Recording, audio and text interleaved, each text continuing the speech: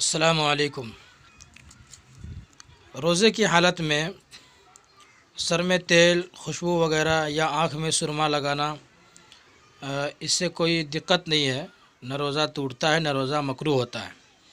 अगर किसी ने आँख में सुरमा लगाया और लगाने के बाद थूक में या नाक की गलाज़त में सुरमा का असर दिखाई दिया, तब भी रोज़ा न टूटा और न ही मकरूह हुआ।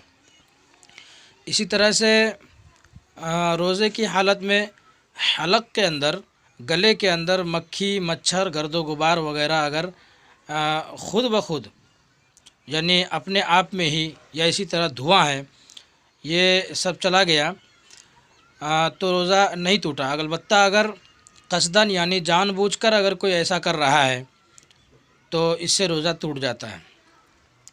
इसी तरह से आंसू यानी आँख से अगर आंसू गिरे और वो गिर करके वो कतरा या पानी मुंह में चला जाए तो इसका क्या मसला है।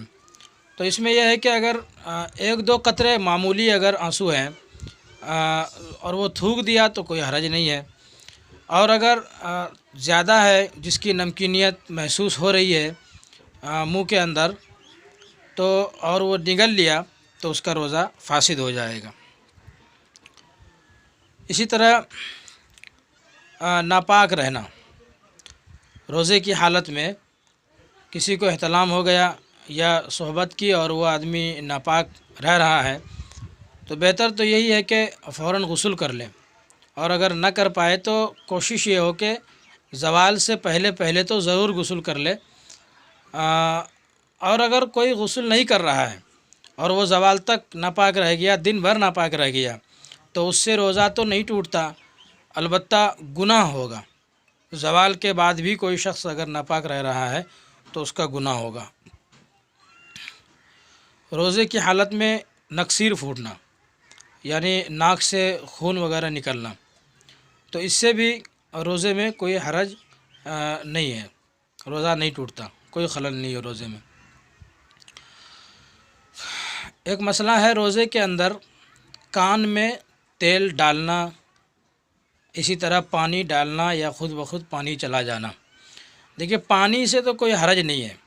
आदमी अगर दो चार कतरा पानी किसी वजह से कान के अंदर डाल लिया या वज़ू करने में चला गया या किस नहाने में चला गया तो पानी से तो कोई हरज नहीं है। लेकिन अगर कोई तेल डाल रहा है कान के अंदर और वो तेल ज़्यादा है कि अंदर तक चला गया, अंदर दिमाग तक पहुंच गया, तो इस शक्ल में रोज़ा टूट जाता है। अगर कम है, एक दो कतरा है, या इसी तरह अंगुली में लगा करके कोई ऐसे ही फेर रहा है तो उससे कोई दिक्कत नहीं है। अगर ज़्यादा है कि वो अंदर दिमाग तक पहुंच गया है तो इससे रोज़ा टूट जाएगा। इसी तरह से